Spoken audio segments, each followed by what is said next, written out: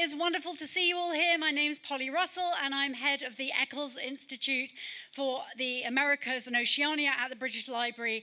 And I just wanted to say a few words to mark and celebrate what has been a year-long collaboration between the Eccles Institute, the British Library, and WritersMosaic. And what a year it has been. There have been the most fantastic events on subjects James Baldwin, cybernetics, abolition, Latinx poetry, tonight's event, and many, many more. And every single event brilliantly programmed by the WritersMosaic team and the British Library team, events team. They've been eclectic and creative and quite often quite anarchic and great fun and creative. And they really have celebrated the very best in creativity and ideas and writing and dance and music, and it has been thrilling to be part of. And it's also been wonderful for the Eccles Institute to be associated with this program, because we are all about encouraging engagement, learning, fun around the Americas and Oceania using the library's collections. And so this has been a thrilling collaboration for us. So I want to thank everybody that's been involved, especially Colin, who brought the idea to us in the first place, and Gabriel and Rebecca and Dania, everyone at WritersMosaic, the Royal Literary Fund who've helped fund it, and the British Library team. So I want to thank you as well, because you've been brilliant audiences. So I'm going to hand over to Colin what I know will be another wonderful, fabulous roller coaster evening. So Colin, over to you. Thank you.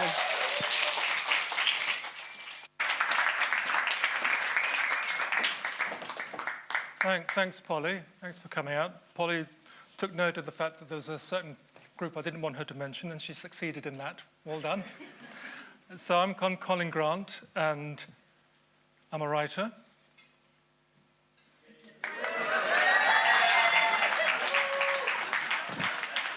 I don't know. So yeah, we've got a few writers in the house, including Carol here. This is an event called Walk Good in Britain's colonial countryside. Who knows what walk good means? Carol, what does it mean? It's not just about walking, it's about how you carry yourself in life. Absolutely, that's Carol Leeming explaining it's how you carry yourself. Walk good means walk through life in a way that leads you to believe that you are commendable. Lead a commendable life. And I love the phrase because it refers also to the physical act of walking, because my father walked good, and he had a walk that was just faster than slow. Yeah? You feel me? Now, you might know that I used to be an altar boy, so at this moment, I'm just going to ask you to cast your mind back to those halcyon days when you were in church and lean to your partner, hold their hand, and say, "Peace be with you."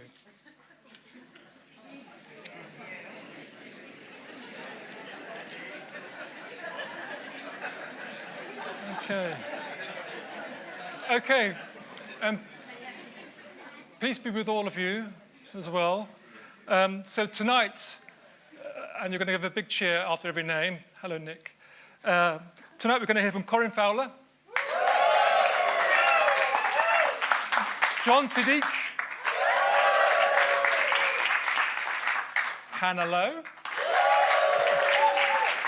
nice one, Roger Robinson, Jonny Pitts, and we're going to start with Angeline Morrison. So as Angeline works her way to the stage, she's a wonderful folk singer, which you'll hear very shortly. She's going to be singing throughout the night, and she's going to sing primarily, I think, from the sorrow songs. I may have got that wrong, but hopefully I haven't got too many things wrong by the time the evening comes to an end. And after she's sung her first song, she will glide back to her seat, and we'll commence with the other performers. So, Angeline Morrison.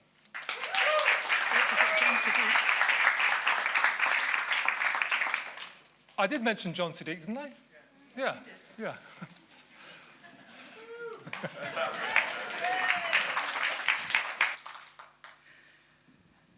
Thank you, Colin. It's lovely to see you, everybody. This first song I'm going to sing to you unaccompanied. and it is a broadside ballad from about 1640 to 1660. That's when it was in publication. And for anybody who doesn't know, the broadside ballads were inexpensively printed sheets, ballads on sheets of paper. They would be printed on one side and often illustrated, and they contained song lyrics but no music. So often you'd have street singers selling them to suggest a melody, or maybe you might have a suggestion of a tune at the top. This ballad is to be sung to, and so on. This one I'm singing to you because it's one of the rare examples that I've been finding in my digging around in the archives of English traditional song. It's an unusual example of an English traditional song that is about a black person. It's called the Bedlam Black's Lament. I'm singing it to the tune of the Blacksmith, which it wouldn't be usually sung to, I don't think. But the story is of a black man who falls in love with a white chambermaid, and she rejects him, and she's very clear that she's rejecting him because he's black. And his grief is so overwhelming that he ends up being confined to Bedlam. So this is the Bedlam Black's Lament from 1640 to 1660. I am a poor black man, love does invade me. It hath proved my overthrow, and distracted made me. O Cupid, kinder be, and wound that fairer she, that hath confined me here in New Bedlam. Ye gods, in nature great, to die I'd rather, unless you pity take, make me a white creature.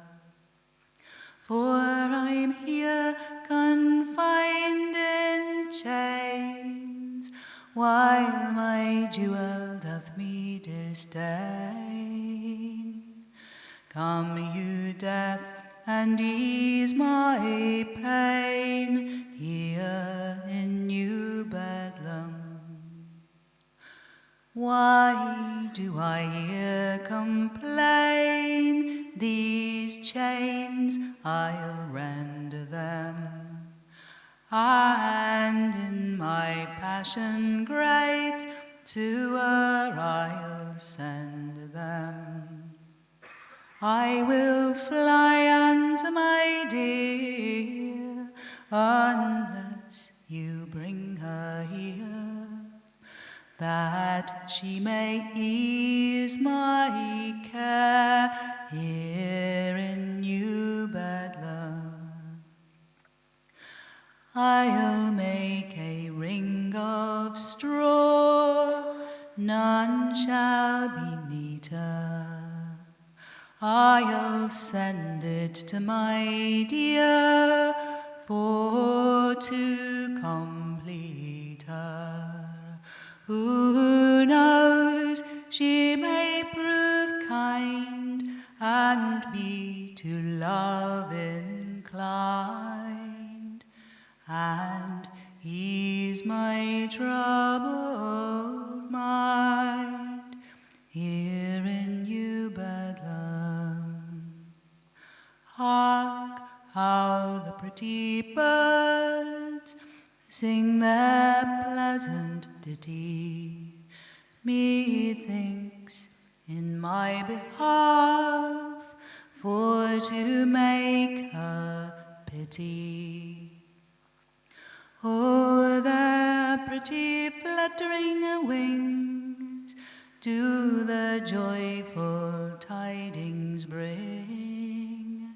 She will free me from these chains here in New Bedlam.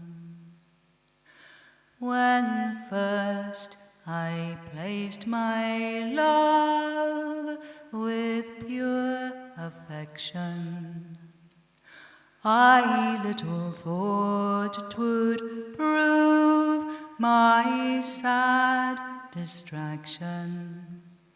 If she'd only marry me, how happy would I be, and gain my liberty here from New Bedlam. How happy are young men that keep their freedom, that ne'er in love do trust a perjured woman. For if they find you prize their handsome shape and eyes, oh, how they'll tyrannize. Young men ne'er heed them.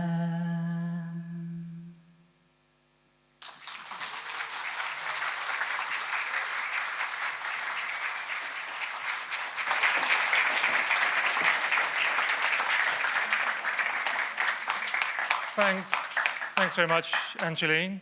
Angeline will be joining us again later for some more songs. When you were singing that song, it reminded me of my mother. I remember asking my mum, my parents are from Jamaica, best country in the world, and I don't know why they came here. But anyway, back in the late 70s, when a lot of kids my age then seemed to be sent back to Jamaica or whichever island from the Caribbean they came from, it seemed that quite a lot of people had been sent back to be with their grandparents. And I said to my mum, well, what's going on there then? And she said, England mad them. England mad them. England made them mad. The last time I spoke to my father was probably about 7 years ago. And I'd upset him by writing about him in a way that he didn't approve. And but before that, we'd got into a relationship. We hadn't had a relationship for 30-odd years, and I must have been in his phone book. And I got a call from him, and I answered the phone, and he said, country? And I said, no, Colin. He said, country? I said, no, Colin. And then he said, oh, wrong number, and he put the phone down. But I liked the idea that I could be called country, because what he meant by that name was that he was from the countryside. Jamaicans, if you come from the countryside, they call you country. They have that kind of simple way of identifying you.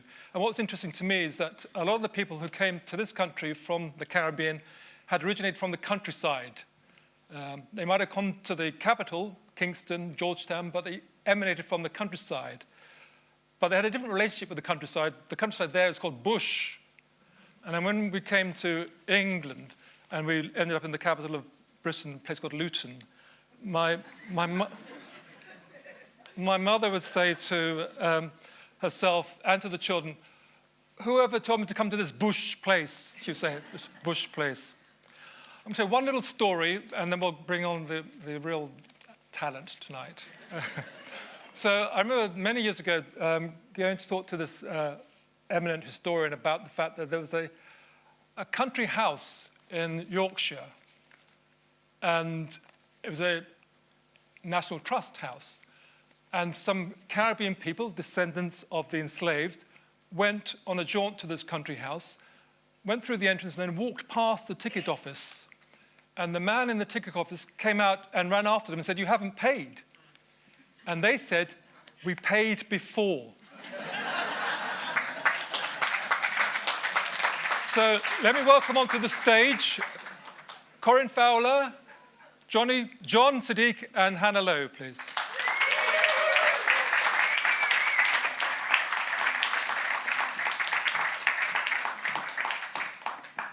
So there are books in the foyer there. In fact, there's at least 2 books penned and edited by Corinne. And Corinne's real reason why I began this night, because she began a project with the National Trust a few years ago where, correct me if I'm wrong, I often get things wrong, where they wanted to find out what connections those houses had with any plantation or colonial enterprise in the Caribbean.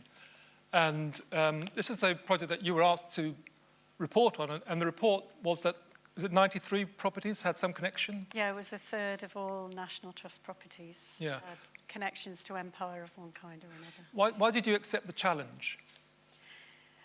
Well, I think I sort of challenged them. It might have been the other way around, because I know that there'd been a lot of work done by a lot of people on trying to highlight those connections. So it wasn't new to the National Trust. During the bicentenary of the abolition of the slave trade, there were lots of exhibitions, including in Penrhyn Castle, which has connections to Jamaica. But I had a project called Colonial Countryside, which was working with 100 children, 10 commissioned writers. Including Hannah Lowe? Including Hannah, we'll come on to that.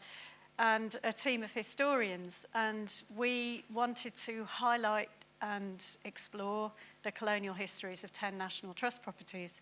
But that then led to me being seconded to the National Trust, at my suggestion, to bring together everything that was known and produce an audit, amongst many of other activities, but produce an audit of peer-reviewed academic research which would show everything that was known so far about National Trust houses and their connections to empire. And as you rightly said, about a third of National Trust properties were highlighted in that report, but there will be many more stories to come out, I'm sure.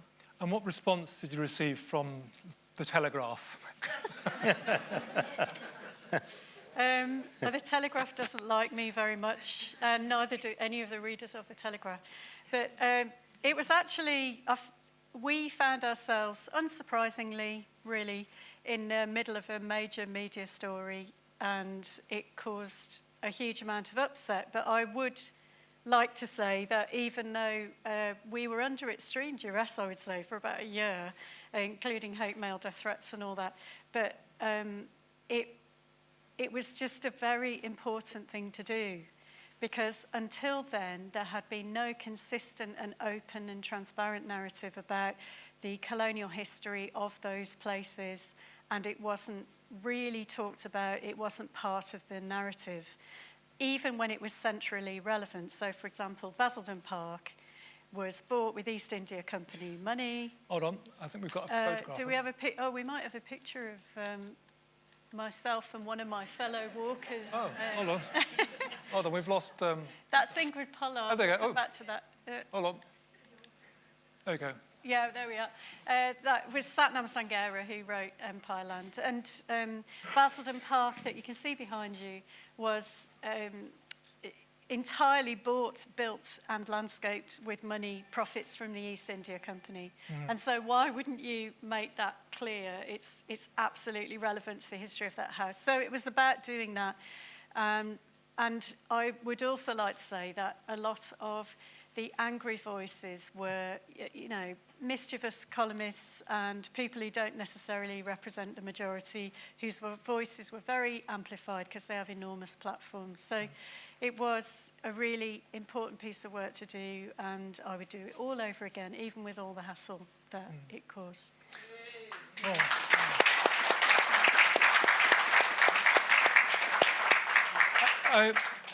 I know that you've done several walks, but we, WritersMosaic, which is a division of the Royal Literary Fund, which has been going for 200 years to help writers to keep them out of debtors' jail, we asked you to go and walk with John Siddique. What was that walk, especially was it in Darwin? What was that about? And what was your, what experience was that for you? What was that like? Well, that walk was really recreating a walk in my book of country walks through colonial Britain. It's called Our Island Stories. And we were redoing the Cotton Walk. And the idea was to sort of talk to John about his relationship with the landscape and to experience that place and to open up its wider history of cotton produced by enslaved people in the southern states of America, but also its connection to India, because that little town connects up to two different continents. And I try to tell that story in the book and through the walk that I did. And what response did you get from the locals? They were intrigued, weren't they, John, by what you were doing? What was really interesting was that everybody there kind of knew their history. We went to this little coffee shop. Well, part of what's not on the recording is this... we wish we had recorded We just so wish we recorded this. We just went into this coffee shop and somehow Lancashire towns, people start talking to you. And... no telegraph readers amongst them? There may have been, but for somehow they completely understood, you know, what we were doing there.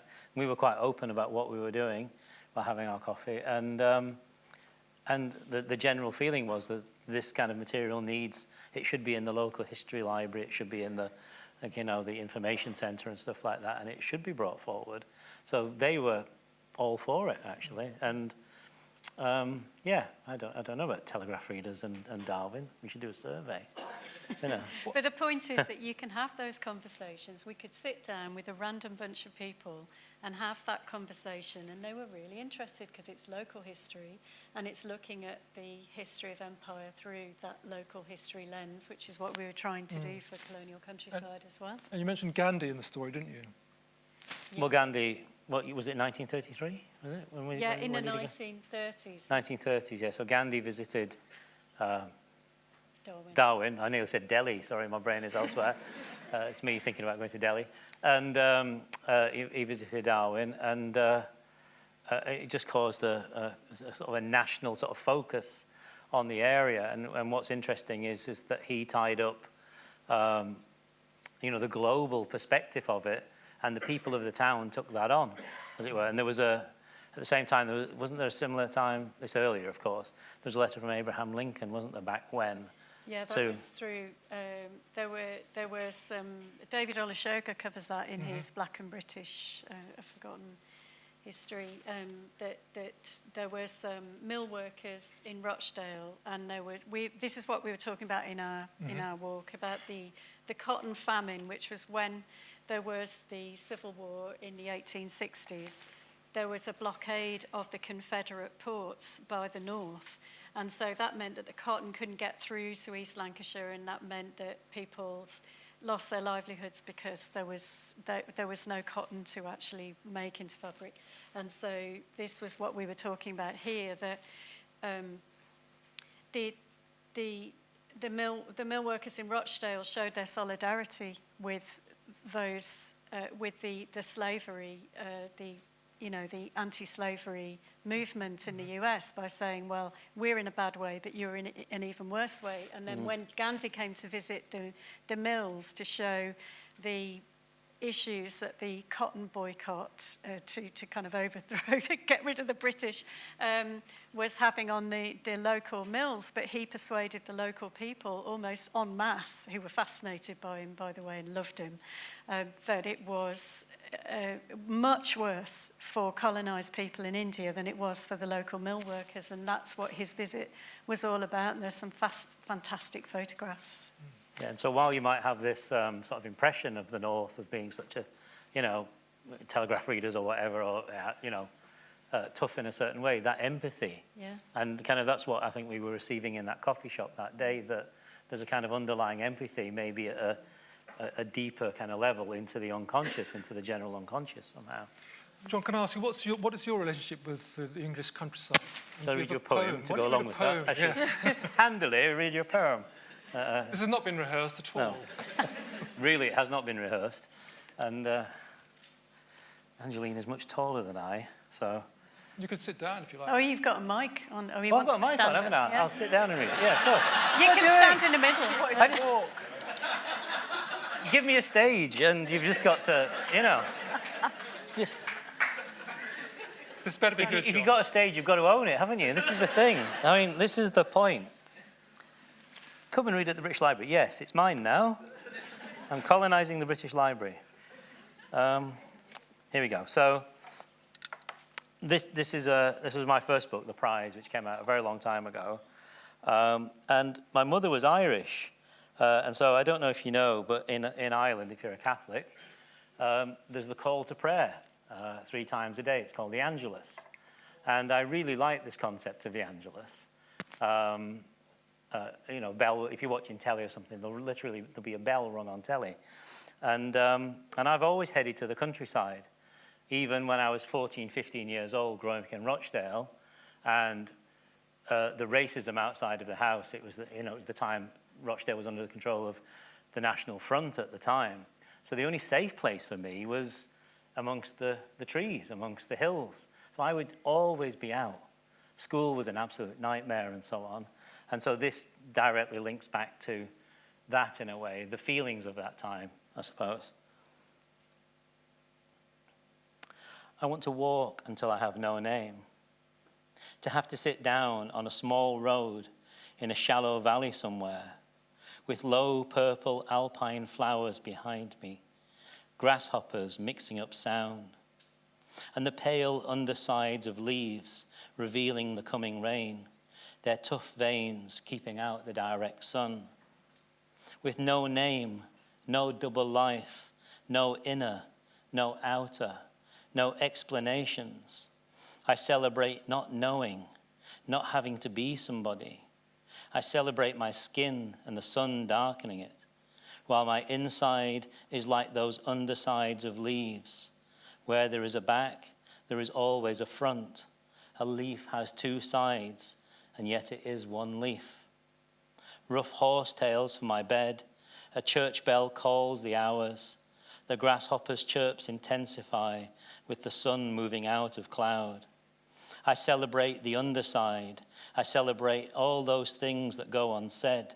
I celebrate not playing along, being bored of conversations. The sky can take me. A flash of silver when the wind blows up. Thank you.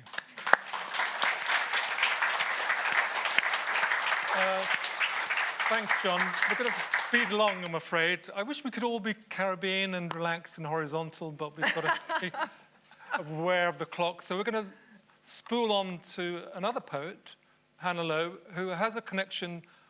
Corinne was mentioning the colonial countryside. So you took the invitation to respond. I applied. You applied? Yeah, I applied when there was a call out about the Colonial Countryside Project, which seemed to be such an expansive project in terms of historians talking about the kind of real, true histories of National Trust properties, but also lots of school children being involved, which I thought was such a brilliant... The school children on this project were active historians in researching the houses they're investigating. And then there was a call out for creative writers who wanted to be part and respond creatively to the real history of one of these houses that had links to empire in some way. And so I applied for that. Not least, I was thinking that, like probably some of you in the room, like my only relationship to National Trust properties was those school visits where you sort of wanted to die of boredom. The coach would pull him to the gravel and there was the house and there was history with a big H, which just seemed to have very little to do with me, really, I guess. And I'd already done, a lot of work on my father, who was Jamaican, Afro-Chinese. And just before I applied to do this project, I'd done a DNA test, and I'd seen that 25% of my DNA was Chinese, which was a real surprise to me, because even though I knew it, I didn't really believe it.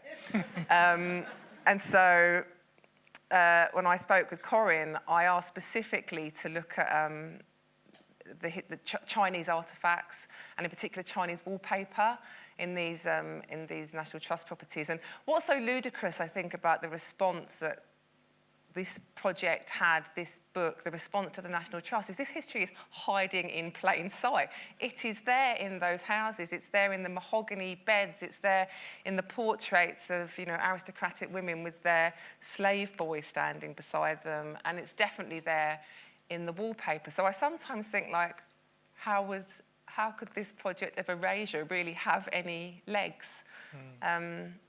Yeah, and so rather than being attached to one house, there were 10 houses that were part of the project. I went to lots of different houses specifically to look at Chinese wallpaper. Saltram House in Devon. I went to Ferrelbrook House in Norwich. I went to Abbotsford House in Scotland. I even went to Cootes Bank on the Strand to see their Chinese wallpaper. That's not a stately home, but it's got a lot of money and That's, you know, so did everyone that had Chinese wallpaper, because Chinese wallpaper was a real sign of affluence.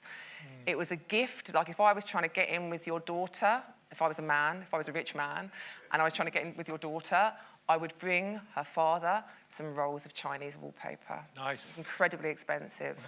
And made for the British market. It wasn't hung in Chinese homes. So I just became fascinated. I went down the rabbit hole of...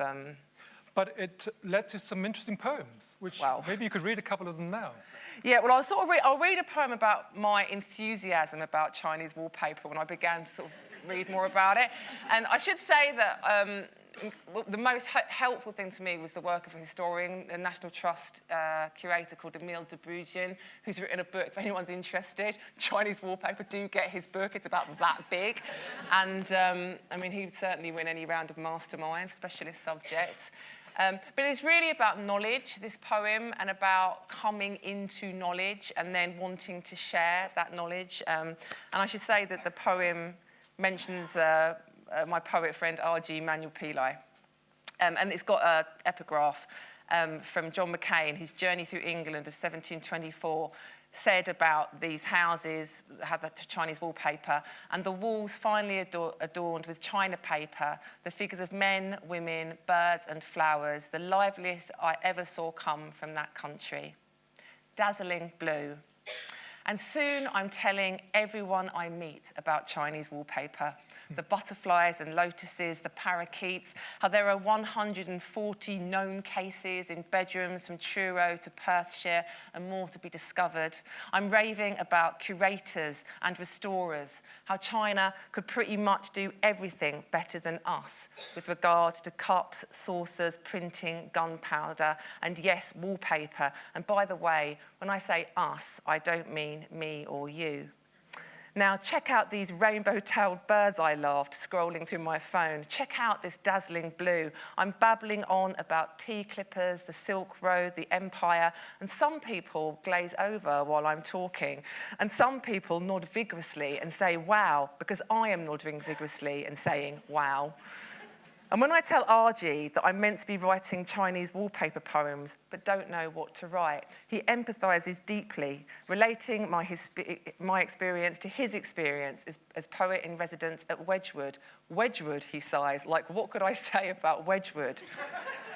So I share a long story about the Chinese wallpaper at Cootes Bank on the Strand and a shipwreck on the Java Sea where the only thing saved from Malayan pirates was the Chinese wallpaper. That's how much it was worth. And he says, man, this is like your specialist subject if you were a mastermind.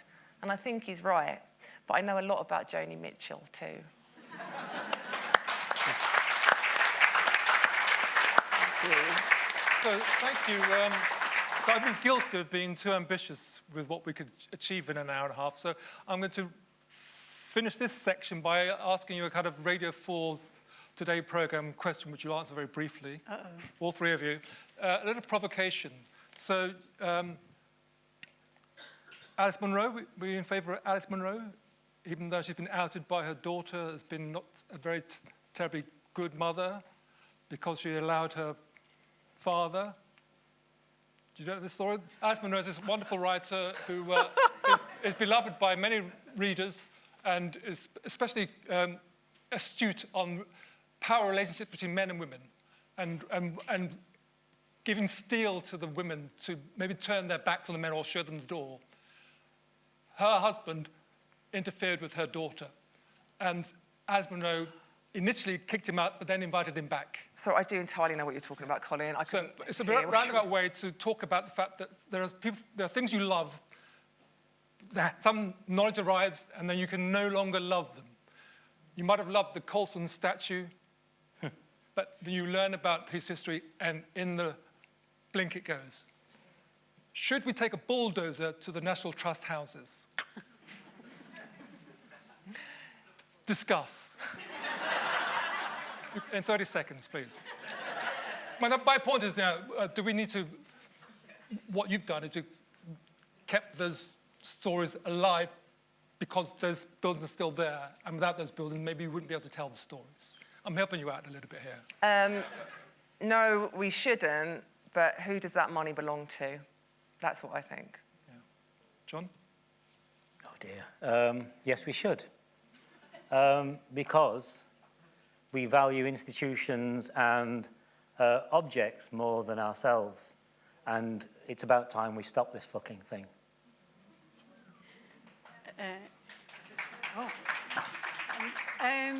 I can't possibly stay safe and answer that question. Whatever I say, I'm going to be like, oh. Yeah. So I can't answer it, but what I obviously do believe is that those narratives open up the history, the colonial history of the countryside, and in another guise, you know, that's partly what my book is all about. What is that colonial history?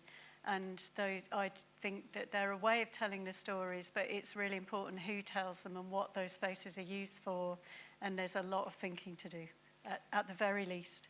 Well, thank you very much. Thank you. Oh, we're going this way. So that's... the books are on sale in the foyer at the end of the gig. So I mentioned Colonial Countryside and also Our Island Stories, both wonderful books. So we're going to re-invite Angeline Morrison to sing another song for us.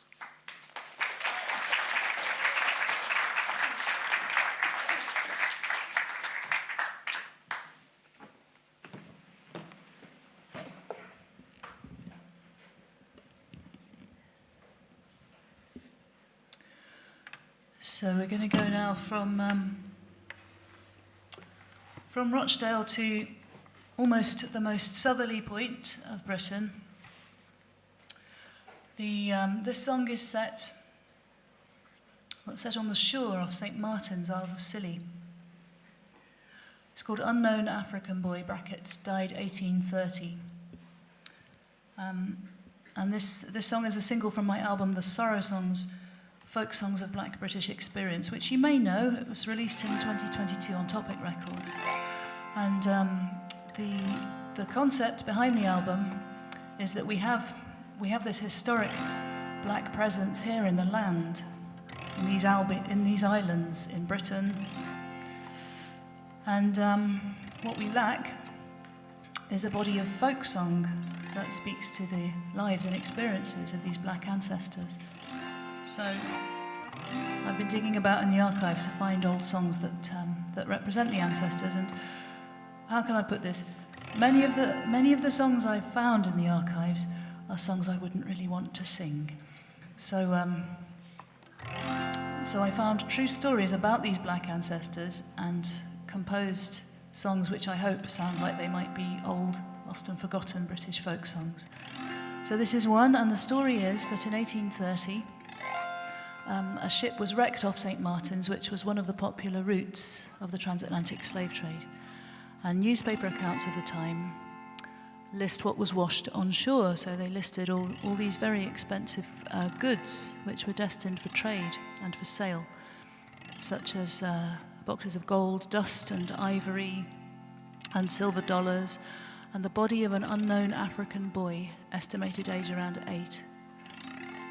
So I wrote this song, which is a lullaby for all the babies and children who lost their lives as a result of the transatlantic slave trade. And it's also a song of mourning for their mothers. This song is from the perspective of this boy's mother.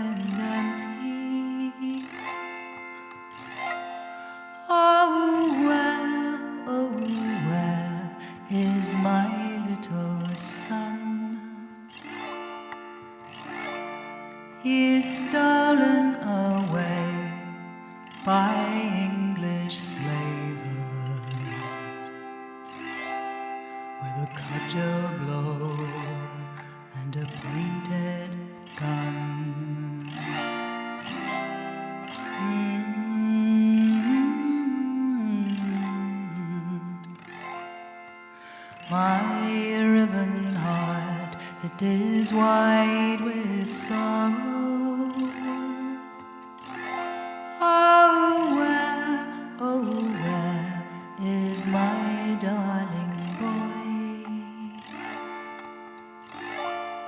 thrust into a sack with babes and younglings by sailors in the king's employ. Luli, my dear babe, where'er you be, may the arms of the ocean be cradle for thee.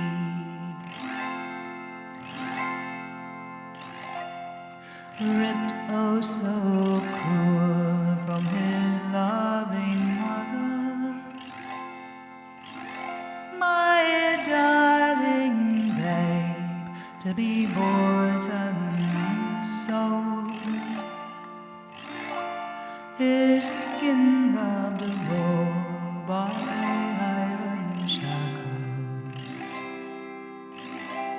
he gulps foul air in the ship's dank hold.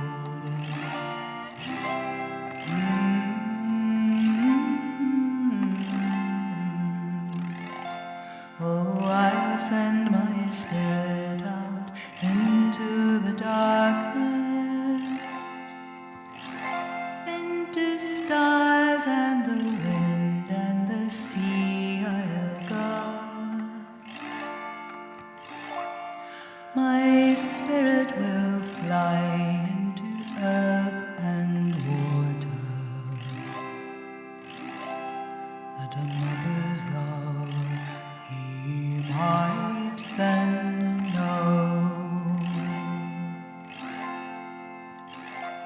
Luli, my dear babe, where'er you be, may the arms of the ocean be cradle for thee. If the sea be your bed and the waves be your pillow, may the sun in the sky keep you from all harm. The earth is your mother now, dear baby. She will hold you safe in her soft brown arms. Luli, my dear babe, where'er you be, may the arms of the ocean be cradle for thee. Oh, earth, cradle my son for me. Luli, lula, luli, lula. Oh, earth, cradle my son for me. Luli, lula, luli, lula. Oh, earth, cradle my son for me. Luli, lula, luli, lula. Oh, earth, cradle my son for me.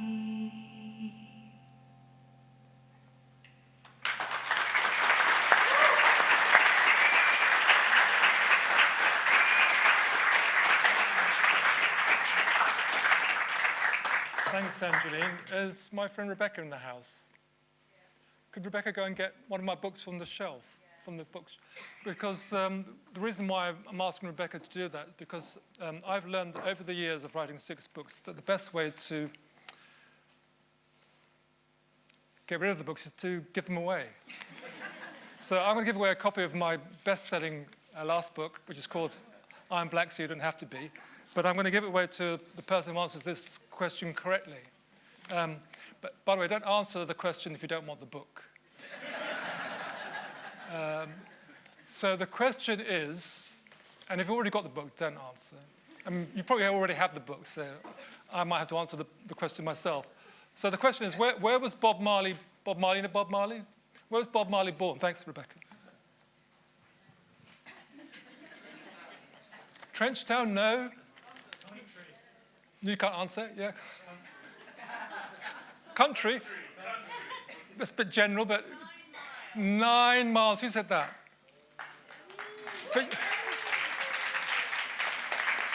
Pass it down to Nicole. She's probably already got the book anyway.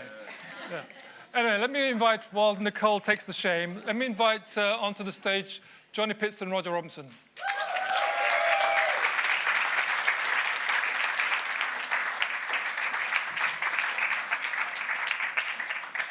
So they're a dynamic duo who, a few years ago, did a tour around the coast of Britain. Am I saying this right? Looking for people of colour and asking them what the hell they're doing there. So you explain, what did you do? What was the big idea? This big idea led to this book, Home is Not a Place, which is a phrase taken from James Baldwin, am I right? Yeah. Yes. What does it mean? Before we do that, could we just get another round of applause, please? Yes.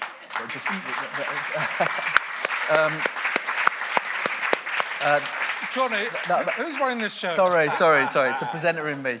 We're getting a double fee for this, you know. Yeah, but no, But Angeline's coming back, by the way.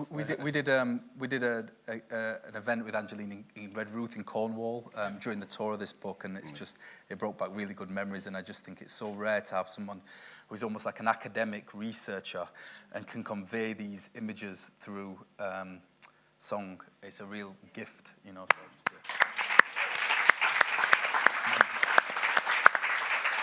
So tell us about this road trip then. What was the story? How did it begin? Whose idea was it? Me and Jonny, Jonny had done a picture for this book, and it worked so well with the narrative. And Jonny is a very convincing person because he was rabbiting on about Marseille all the time. And so I went to visit him in Marseille. And when he was in Marseille, we were just going all over the place. Here and Jonny practices French and taking me to all these spots. It was very writerly, 2 writers in Marseille, you know, taking pictures and Claude McKay Lane, and just going through the history of just generally living the grand writer life in Marseille. And Jonny was living there. And when we was hanging out, we said, we should definitely do something together. And when I came back, I had got calls from a publisher who wasn't the publisher we went with in the end, who said, do you want to do something besides poetry? I was like, hell yeah. And they says, what do you want to do? And I was like, oh man, perhaps I should do a thing with Jonny. Yeah, I said, so you know Jonny Pitts? They was like, what? Yes, we know Jonny Pitts. So I ring Jonny, I said, Jonny, man, they got this little hustle here, we might be able to get this book deal, you know what I'm saying? Jonny was just like, who? And I told him the publisher, he's like, yo, yes, I'm down. Ring them back immediately. He's like, yeah, Jonny Pitts is down. Sign the contracts, let's move, you know? And you know, that didn't happen to be the publisher who we went with, because they had a little bargaining thing, because Black was hot just after George Floyd died. You know what I'm saying? It's like, so just after George Floyd died, everybody was signing Black anything. Once she was Black, anything was getting signed. But unfortunately, it's because of George Floyd's death, you know? But anyway, we had an uncomfortable space, but we said we was going to take advantage of it anyway, you know. And then what happened? Some other publishers kind of joined in and said, "What you want to do?" We signed. We went to them, and there was like, "Okay, so what are you going to do?" I was like, "We don't actually know. We're just gonna drive out to the coast. We don't know. It's like, what you looking for?" I was like, "We don't know." We don't know, because we're trying to approach it like documentarists. So we just, when we go there, we'll find out. We don't even know if we'll see anyone. I knew what we were doing. No. It's not that we didn't know what we was doing. We didn't know what we'd find. Yes, yeah. No, we didn't know what we'd find. That's true. So Jonny had the strong idea, because Jonny is like an incredible map maker, you know, and Jonny had already traveled through Europe finding Black communities and stuff like that. So I was following Jonny, basically. No, wait. I was following following Jonny, so much so that when he turned up to me on the first day, he picked me up in this little red Mini, and then we was driving. I was like, so where we going to? And we went to Bristol, right? Yeah. Went to Bristol. I said, so are we meeting anybody there? He's like, nah, we're not meeting anybody there. I was like, what? I said, well, what are we doing? He's like, we coming out and we're talking to the people in town and taking pictures and trying to find the temperature of the place. That day, we met about 12 different people. I was like, man, is this always how it goes? And he was like, nope, that's not how it always goes at all. And that kind of set up everything, you know? Yeah. You came to Brighton, but you didn't talk to me. I did talk to you, Colin. No, you didn't. Yes, I did. I talked to you. I didn't make it into the book, though, did I? It didn't mean your picture wasn't there, but I did talk to you and your friend. Yeah. Okay. Yeah, to find out about Brighton. You see how Colin is? You see how Colin is? I talked to him, you know? So Jonny's going to talk about some photographs that he took. Just make sure you've got the right slide, because this says 8 of 14. There should just be 8, I think. And so as you went along, Jonny, you took some photographs of the people you found, and what was it that you found? Why are these pictures? Why are these particular people? Why were you drawn to them? These particular people. Just to go back a bit, it was kind of Roger in Marseille. It was my birthday, and Roger brought me a copy of the Sweet Fly Paper of Life, Langston Hughes and Roy de Carava collaboration of about 1950s Harlem. And so we thought, this is really interesting. If we do a book, we want to kind of take that as a template and then go somewhere else with it, you know? And so I don't talk about this a lot, actually, but I was also influenced a bit. When Roger said we need to do something now, it was like that moment that sadly, after George Floyd, where black writers were given an opportunity to make interesting work, you know, and I think that door has closed a little bit now, you know? For sure. But it was more, I was like, well, okay, well, we're given this kind of carte blanche, and we should take what Toni Morrison talked about, you know, standing on the edge, standing at the borders and claiming it as centre. And and then to go from Toni Morrison to Paul Theroux. In the early 80s, travel writers Paul Theroux and Jonathan Rayban made 2 trips around the coast of Britain. Jonathan Rayban's book was called Coasting. Paul Theroux's book was called The Kingdom by the Sea. And they didn't know about that they were both writing these books, but they were like circumnavigating the coast in different directions and kind of ended up hearing about this and meeting in Brighton and having a horrible sort of standoff. They didn't give me a call either, yeah. And but what was interesting about it, I remember Paul Theroux saying, you know, like when you travel somewhere, it's quite interesting, like you make an itinerary, try and find that one. Yeah. What is that one itinerary that can tell a broad story? And I was thinking about the black community, thinking first I want to leave London because I feel like London's been written about a lot and I wanted to tell other stories. But I just started to feel that like there's this kind of psychic geography by the coast where you have notions of, you know, Paul Gilroy's notions of a Black Atlantic. You have the Black Audio Film Collective who were at Portsmouth University. You have Vanley Burke's Day Out series that was taken on the coastline near Birmingham. You have Ingrid Pollard's, you know, pastoral interludes. You have all these kind of very famous black stories and then not so famous black stories. It just seemed actually, if you wanted to make one map about Black Britain, I think you find it at the coast, and it's not an obvious place to look, but that's and so I was looking for these stories, stories at the edge, and I also wanted to work in colour because to get away from Roy de Carava's work, which was all black and white, and I think the black image even now still gets reduced too often to black and white photographs of people in trilbies. As beautiful as that work is, I wanted to work with a colour palette, and so I worked very carefully on working in film and choosing the correct kind of. I chose this a film stock called Cinestill, and what's interesting about it is it kind of captures the glow of signs at night of independent commerce. So like I was thinking specifically, I live in Peckham, the high street full of all these independent African, Jamaican places. They all have these certain signs at night that emit this glow. And this Cinestill film stock. It's motion picture. I'm getting really nerdy now, sorry. But it's this motion picture film stock that gets the layer of remjet that gets taken off of it, so it means you can take the motion picture film stock and put it in a still camera. And so I was working with that colour palette to try and document the black life at the coast. And whilst you were going around, you met people and you looked at some of the photographs that Jonny was taking, perhaps, Roger, and some poems emerged from that process? For sure. Shall I read one? Wow. So when we were in Dover, this particular picture, we came outside and we saw these parakeets up in a tree. But the thing about it is that parakeets aren't native to England. Yeah. And so, but these parakeets were up there having a grand old ball, making a whole heap of noise and chilling. So I was just like, well, there's something in this. And this is very much how the poems went. Sometimes it was in the vibe of it. Sometimes you're just inspired by an image and stuff like that. And so it's funny, as we traveled around, we realized that everybody's got parakeets in the area, you know? And we found out that people were telling us reasons where the parakeets came from. So the first reason was like Jimi Hendrix had 2 parakeets, and then he let them go. And apparently all those parakeets just run amok. The 2 parakeets, they just went off. And then there was like a film studio. What's the famous film studio? Ealing? Is it Ealing? Yeah, I can't remember now, but yeah. Yeah, they were doing like a Caribbean film, and they bought all these parakeets to make it seem like the Caribbean, and some idiot left the door open. And then all those parakeets flew out. But I like to think about like the rock parakeets and the film parakeets kind of got together and just kind of like had a little media storm, you know.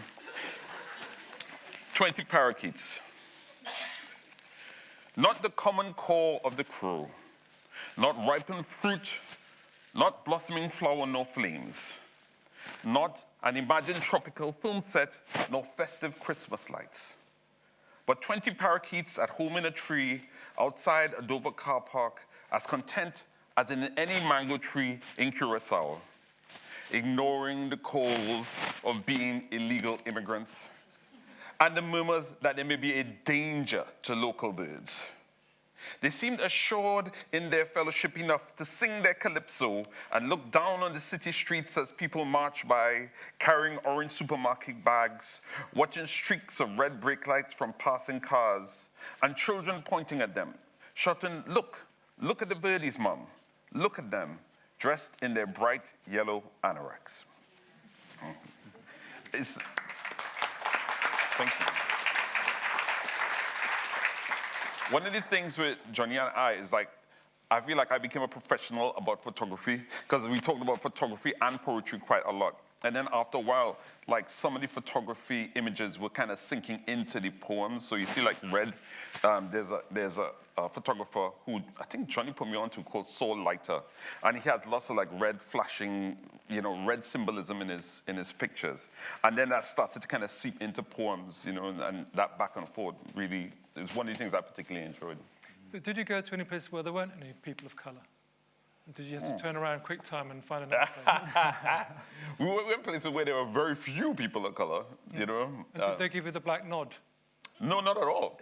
It's funny how the black nod works. Can you explain the black nod to people who don't understand what it is?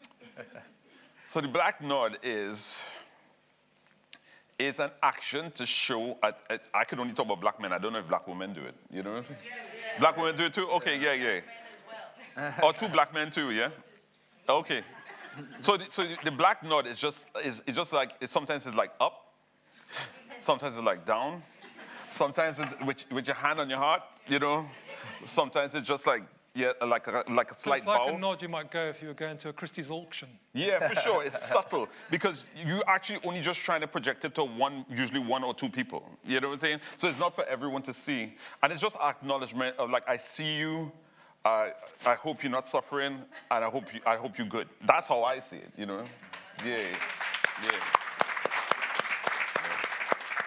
And on that though as well is like, I started, there are images in there where there are photographs with no there are no portraits. It's just landscape. And I was really interested in a term that was originally coined by Jacques Derrida, but was popularized by a kind of cultural theorist called Mark Fisher. And it's this notion of hauntology. And in the French, it works better because the kind of translation haunts the word. So it's like, in French, obviously, it's ontology.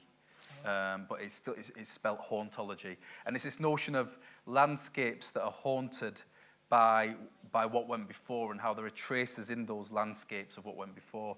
And to try and think about capturing that visually was really interesting to me. And I think what the problem is with people who deal with hauntology is they're always sort of obsessed with like Suffolk in the 70s, or like, but it always sort of, a bit like psychogeography, these, and Flaneur, and it's almost as if black people don't exist. And actually, if there is a haunted people, right, and if you're dealing with the hauntings, you can't leave out the black experience, And so I was really interested in these haunted landscapes around Britain, especially the coast.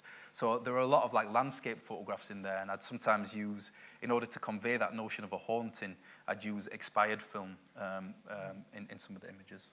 I got this poem called Coast that might work with that. What you think? Yeah, cool. Especially with the whole idea of hauntology.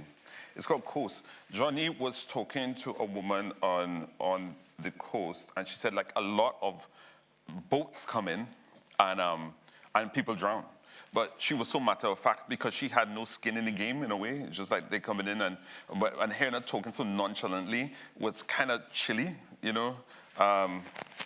So this is called Coast. So I wrote it as the anti-conversation to that woman. Coast. I stand here still like a guardian on this coast. I remain, but sometimes life is hard here on this coast. The frosted bitter wind and me in too thin clothes. Some things are still too much for me to bear upon this coast. I'm staring out to sea from the jagged pale white cliffs, hoping I don't fall, but I am scared up on this coast.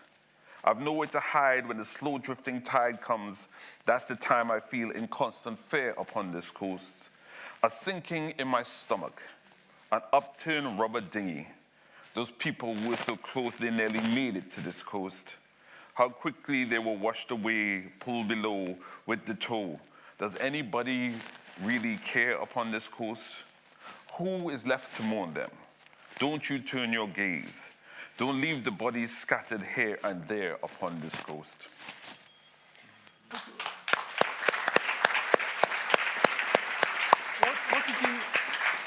What did you learn about why people were there? I mean, in the same way that I was thinking about why the countryside always scared me, even though my parents would have come from the countryside, there's something about the British countryside which wasn't for them. Mm-hmm. And it was only when I went to Brighton on a recce and I saw my friend Trevor, who's from St. Vincent, I thought, oh, this is possible then. Mm. Did you find that sort of sentiment expressed in the people that you met, that they might have not have gone there unless someone had gone before them? Yeah, they definitely had that sense of, lack of, there was something about reclaiming parts of England for black people, and I definitely knew that I had made lots of trips around the coast of England, and I definitely felt like there was some kind of innate sense of fear, and that the trip was a kind of reclaiming that we can exist here, we can go here, we're free to go here, we're not that restricted. But also on the coast, there's so many different politics happening. And so we meet people with like super random reasons for living on the coast. So they live there because they used to come there with their father on holiday, then their father moved there, but then their father died, and all the memories was there, so they're not leaving. Mm-hmm. Some people who are there, and they think they have some kind of God-given thing to educate the people on the coast about black people, and they don't mind taking on that role. And so some people's friends live there. Some people, they got some kind of economic advantage for living on the coast because it was particularly cheap. And so they had to leave London and go there. So really, really random reasons. But as soon as people start to collect, more and more people come, it seems. And did you get a different picture of Britain? Did a different picture emerge through your travels, do you think, relative to what you thought before? I mean, one thing to say actually is that what I think was off kilter about this project a little bit is that really it's a coronavirus, and it's a pandemic project. And so what was interesting about that moment is, like I was sort of traveling sometimes within the lockdowns or that grey area between lockdowns. But during that period, my personal experience was that you would see black communities engaging with the countryside in ways that I'd never really noticed before, especially where I'm from in Sheffield, like in the Peak Districts and stuff, is because, you know, you're cooped up and you need to try and get out. And so, like, there was this, I feel like, yeah, the project is in a way sort of time-stamped for that coronavirus period where a lot of black families and communities were, in order to get out of the house, were going to these spaces. So, I mean, it was a kind of unprecedented time to be making the images. But yeah, I mean, because I'm from a bit of a peripheral, you know, because I'm from Sheffield, like, it's interesting. I think our experiences were a bit different in a way, weren't they? So, like, say if I'm, you know, when all these riots were going on in Rotherham, which is near Sheffield, people were saying, "Oh, you all right, John?" And I was in Sheffield during that, but I'm like, I know these idiots. I'm not scared of these fools. Do you know what I mean? And I know exactly who they are, and I know that they're, you know, like, so like, I feel like these small towns and like going to Hull and places like that, which is where every member of Sade, except for Sade Adu, are from, by the way. There were all these, like, you know. But yeah. But you know, all these spaces. A, I kind of knew some of the history, but B, it's like I'm kind of from a space where, okay, we have a sizable black community in Sheffield, but it's this peripheral space. So being in these places for me, I was never afraid. I was very much more aware. Like if you was going into a pub, I was like, yo, is this pub cool, or is this, you know what I'm saying? You know what I'm saying? It's just like, or even like going into a fish and chip shop. You know, like, I was like, you know, sometimes working class people, you know, it's not even wrongfully, are very territorial about their space, you know? And I'm just like, yo, so I'm trying to be aware of the space. So it wasn't as familiar for me. So certain places just like, oh, I could tell you a long story of me ending up sleeping in a pub that was a bit racist, but I won't go into that. That would take a full 20 minutes. Let's end with a poem, shall we, Roger? Okay, I'm going to read a poem from A Portable Paradise. Jonny was talking about how people used, you know, like the outdoor and rural space. And there is a black men's walking group in Yorkshire Dales. Oh, yeah. Yeah, and I quite like the idea that of black people adapting space to their needs. I often notice on social media, black people adapt their uses of social media. But I was quite interested in this Yorkshire Dales walking group. And Jonny's from Sheffield, so it's good. Yeah. Day Moon, for the black men's walking group who walk the Yorkshire Dales. It beckons this spirit-filled mist like some early firmament. This quilted sage and moss expanse can blank out a racist boss. Its trails will heal our trials and rage. We hear the cadence of our breath and squelched percussion of our boots, walking beneath these branches bent into regal arches, talking till we soothe our too full minds. We walk for miles. Next week, we'll see the headers bloom. Like us, some may forget they thrive until watched by this full day moon like ancient rocks lying where they please. We are couched by this soft earth and these dry weeds. Thank you. So, thank you very much, Jonny Pitts and Roger Robinson.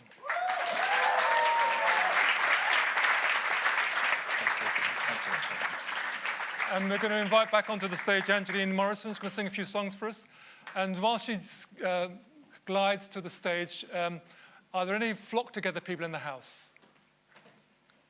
Okay, they don't get the invitation next time.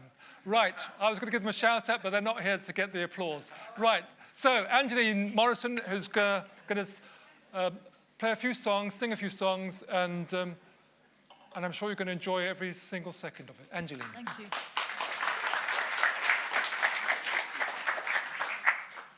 Thank you. So I wasn't sure if I was going to sing this one, but actually Roger and Jonny's mention of how the murder of George Floyd changed the landscape for a little while,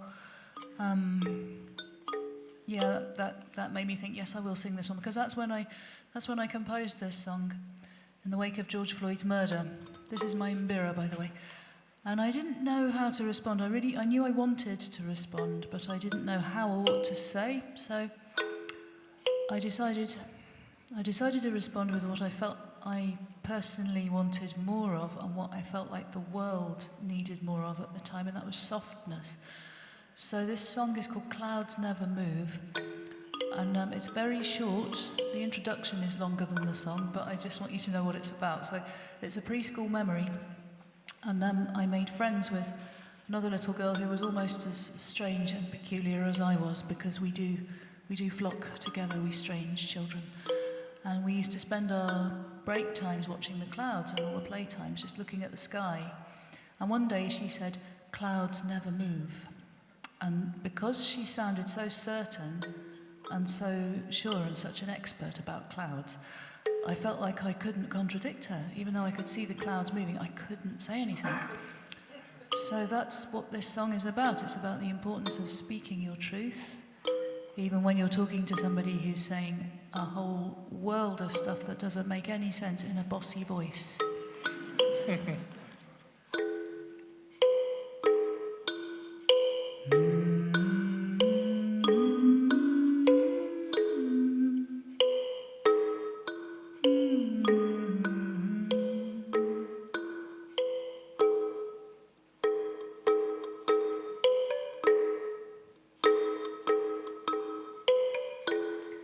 She said the clouds never ever ever move. Come watch a while, she said, and I will have no need to prove. The tract of light grows dim, it creeps across the wall.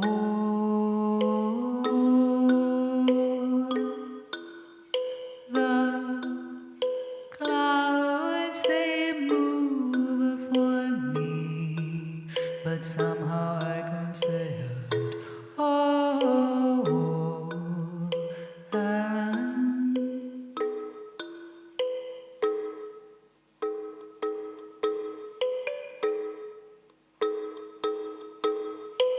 If you look into the sun, you'll see his heart is blue. If you know this, when the clouds turn tail, they show the silver linings actually gold. Gold.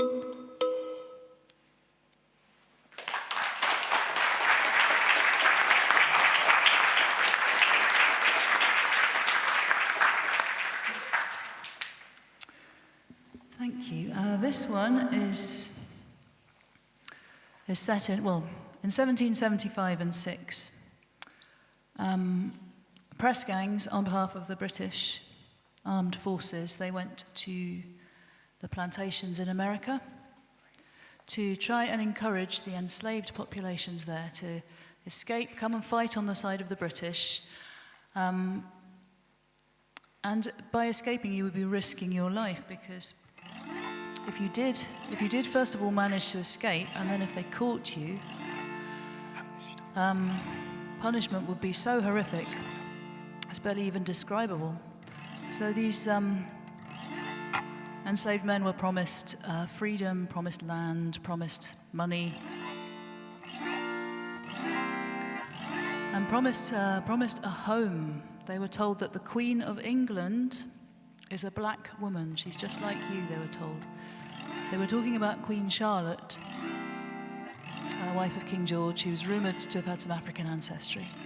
So many of these men ended up homeless, wandering about Britain, many in London, many permanently injured from battle and in destitution, in absolute destitution.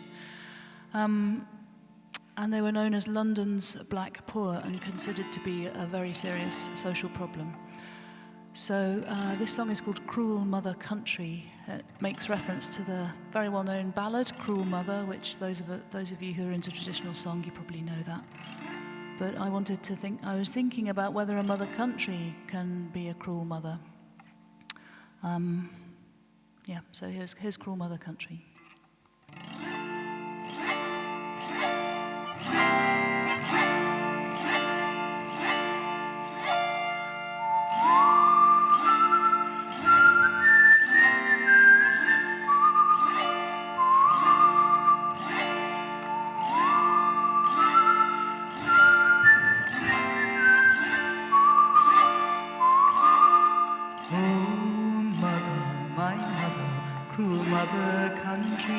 How sweetly your siren song sounds o'er the sea. If it weren't for your arms, an orphan I'd be.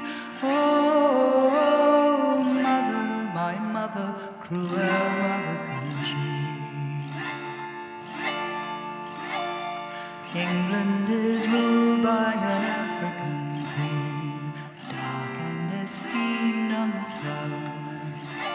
Or so we were told by the press-ganging team who promised us freedom and home. Finally, we'd return to the mother's bosom. They promised us freedom, they promised us land, magnificent treasures unknown. But worth so much more than these treasures in hand was the promise we'd see our true home, and then lovingly be embraced at the mother's bosom. I cling to your clay cold hand, for you've left me no other to cling to. And I curl round your ice-cold heart, for I gave up all others for you. Oh, mother, my mother, cruel mother country, how sweetly your siren song sounds o'er the sea. If it weren't for your arms, an orphan I'd be. Oh, mother, my mother, cruel mother country. If England's black queen is our own mother dear, how gladly we'll serve in her name, and fight in her cruel wars in bloodshed and fear, as valiant bearers of pain. For soon shall we be returned to her happy kingdom.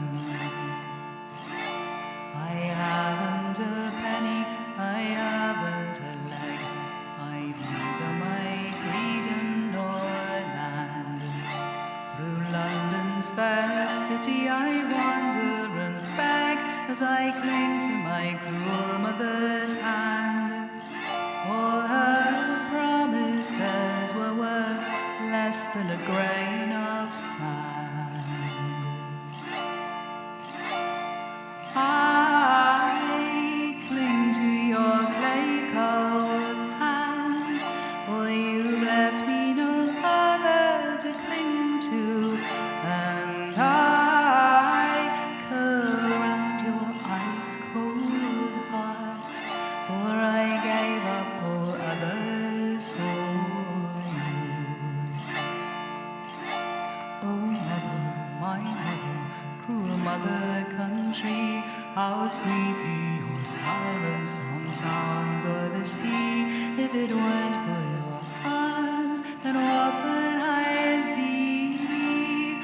Oh, mother, my mother, cruel mother country. All your promises were worth less than a grain of sand.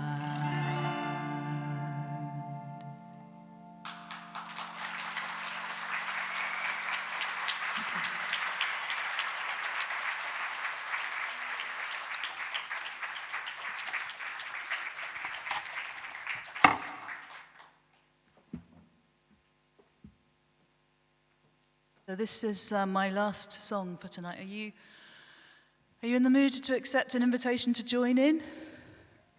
Okay, that's good. It sounds so much better and works so much better if everybody joins in. So let me tell you what this is about. This is called Funerary Rite for Caesar. Last year I was invited to perform at Hartlepool Folk Festival, and the organisers said, would you write a song for an enslaved African named Caesar who was baptised in St. Hilda's Church in Hartlepool. And this is all we know about Caesar, spelt C-E-S-A-R.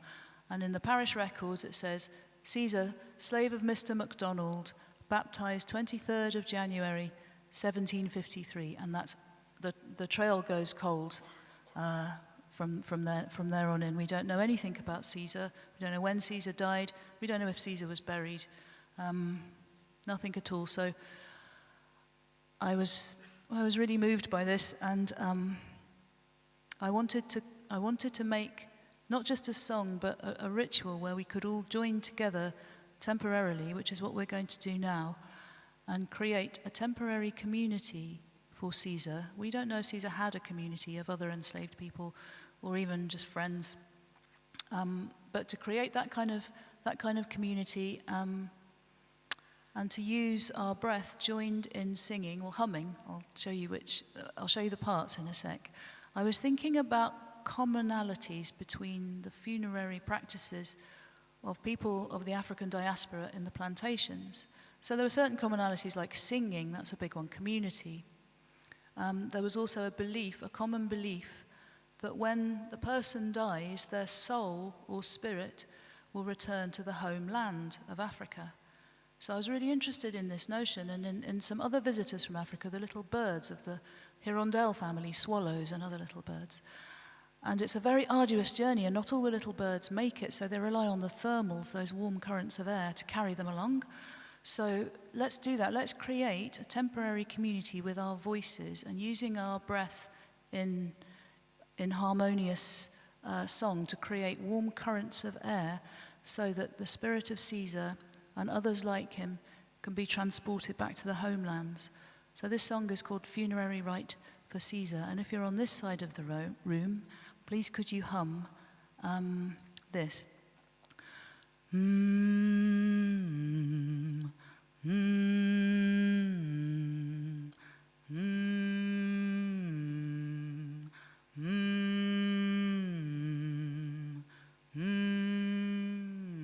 got that?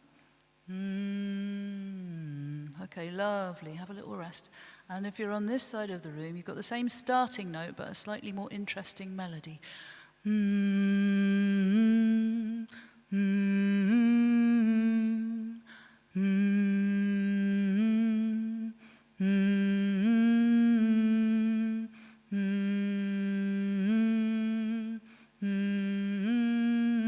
Got that? One more time.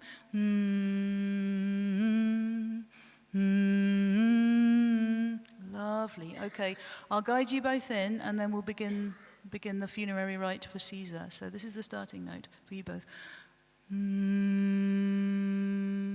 Okay, this side first.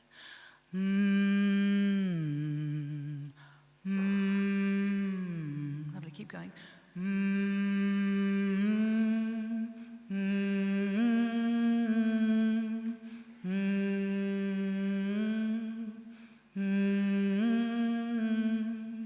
Swallow, here on down, carry him a swift, carry him a well, into the arms of the ever-loving ancestral arms.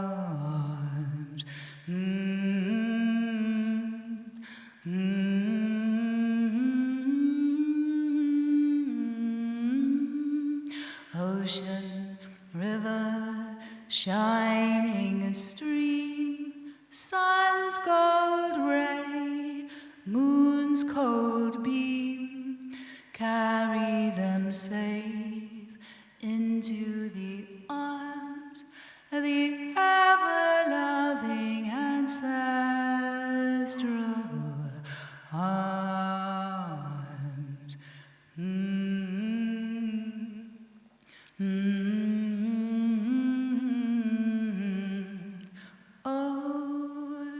shimmering stars guide their flight into eternal sheltering night, carry them safe into the arms, the ever-loving ancestral arms.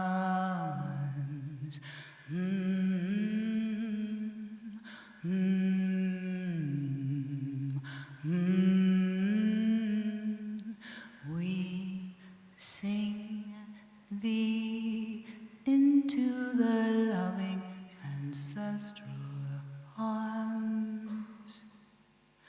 We sing thee into the loving ancestral arms. We sing thee into the loving ancestral arms. We sing thee into the loving ancestral arms.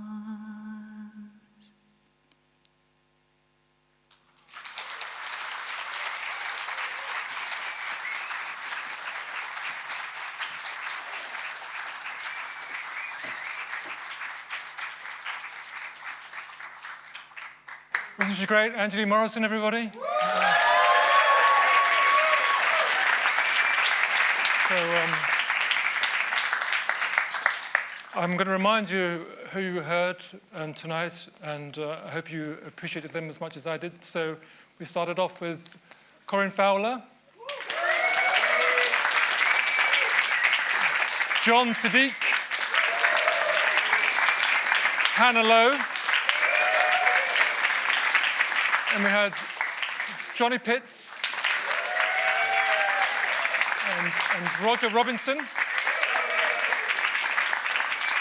and finally Angeline Morrison again. So thank you. Yeah. I brought a big bag of books today, not my own books, which I don't want to return to Brighton with a full bag. So there are books that you can help me by buying. They're great books. You've heard some of the readings tonight. So do open your purse strings and let free some of those Dunzai. About a year ago, actually, I was very pleased to be having a conversation with Polly Russell, who was the head of the Eccles Institute for the Americas and Oceania. And a big thanks to Polly Russell, who brought this all together, really. Thank you.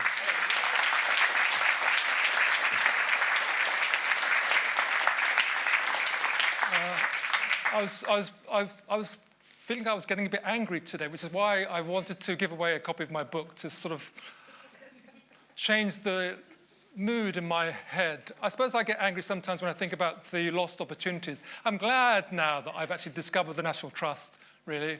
I've had lots of great times with my mother-in-law and my children and my partner. And I suppose what I hope is that when I go there next, I can say to them, I've paid before.